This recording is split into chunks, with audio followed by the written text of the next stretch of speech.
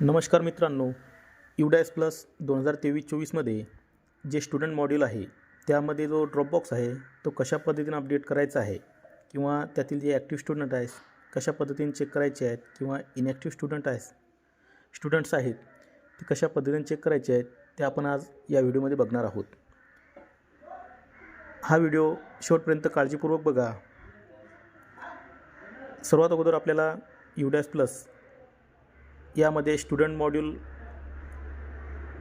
या मॉड्यूलला log in करून घ्यायचे आहे.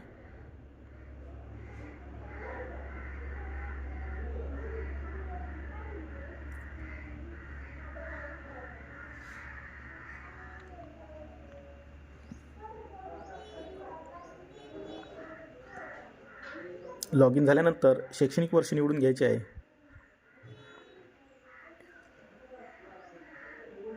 डाव्या साईडला असलेल्या स्कूल डॅशबोर्डमधून लिस्ट ऑफ ऑल स्टुडंट्स हे ऑप्शन आपल्याला निवडून घ्यायचे आहे.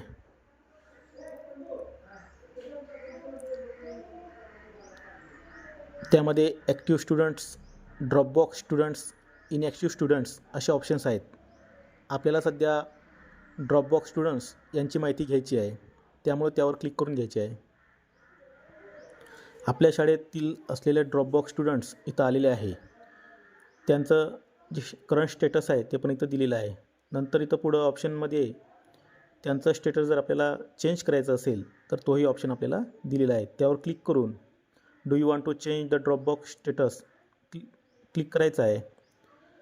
त्यावर student status, mark inactive, left school, mark inactive यामध्ये इनॲक्टिव्ह असल्याची कारणं किंवा रिमार्क आपल्याला देऊन अपडेट करायचं आहे. त्यामध्ये डुप्लिकेट एंट्री, रॉंग एंट्री आणि ड्यू टू डेट अशा पद्धतीचे 3 रिमार्क्स आहेत. आपल्याला जो योग्य असेल तो निवडून आपल्याला ॲक्शनमध्ये अपडेट यावर क्लिक करायचं आहे. त्यानंतर left school without TC currently mark drop out.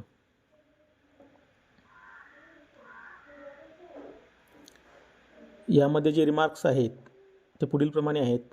Economic reason, employment, absent since many days, orphan, transportation difficulties किंवा इतर जर कारण असेल तर अदर रिझन देऊन आपल्याला अपडेट करायचं आहे. म्हणजे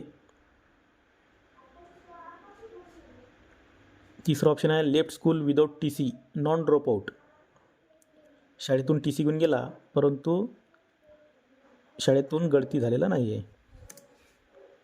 त्यामध्ये ऑप्शन्स आहेत active for imposed status not non,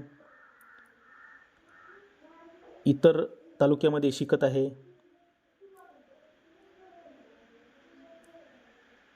same आपल्याच तालुक्यामध्ये शिकत आहे किंवा इतर तालुका किंवा जिल्ह्यामध्ये शिकत आहे, इतर राज्यात शिकायला गेलेला आहे, इतर देशामध्ये शिकायला गेलेला आहे किंवा ओपन स्कूलिंग किंवा अनरिकग्नाइज शाळेमध्ये शिकायला गेलेला आहे. अशा पद्धतीचे रिमार्क्स यामध्ये आलेले आहेत. आपल्या विद्यार्थ्याला जो रिमार्क योग्य असेल तो आपल्याला निवडून ॲक्शनमधील अपडेट या बटनावर आपल्याला क्लिक करून घ्यायचे आहे आणि आपला ड्रॉपबॉक्स खाली करून घ्यायचा आहे.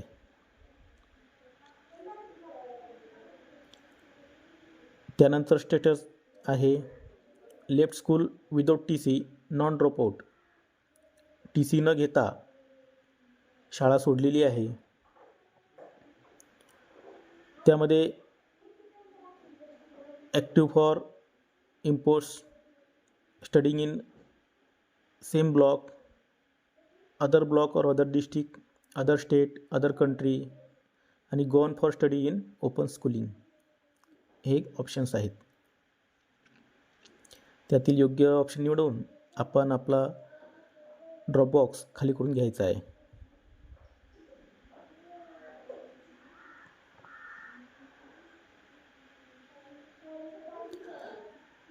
त्यानंतरचे जे स्टुडंट स्टेटस आहे ते आहे left school with TC currently mark drop out. TC घेऊन शाळा सोडलेली आहे आणि त्याचे जे रिमार्क्स आहेत खाली दिलेले आहेत.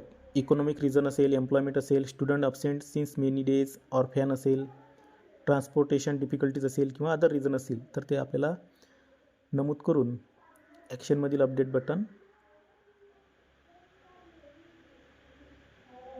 अपडेट बटनावर आपल्याला क्लिक करून घ्यायचे आहे आणि आपला ड्रॉपबॉक्स अपडेट करायचा आहे. इथं बघू शकता ड्रॉपबॉक्समध्ये 0 मुलं आणि 1 मुलगी दिलेली आहे. आपल्या शाळेतील जेवढे मुलं इथं आहेत ते आपल्याला अपडेट करून घ्यायचे आहेत. त्याचप्रमाणे ॲक्टिव्ह स्टुडंट्स म्हणजे आपल्या शाळेचा जो पट आहे तो इथं सर्व यायला हवा.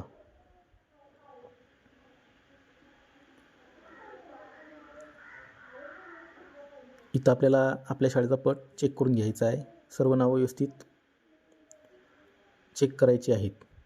आधार अपडेट करून घ्यायचे आहेत. सर्व ज्या एंट्रीज आहेत त्या कंप्लीट करून घ्यायच्या आहेत. त्यानंतर इनॲक्टिव्ह स्टुडंट्स, इथं एकही इनॲक्टिव्ह स्टुडंट नसलेला लोगो इथं आलेला आहे.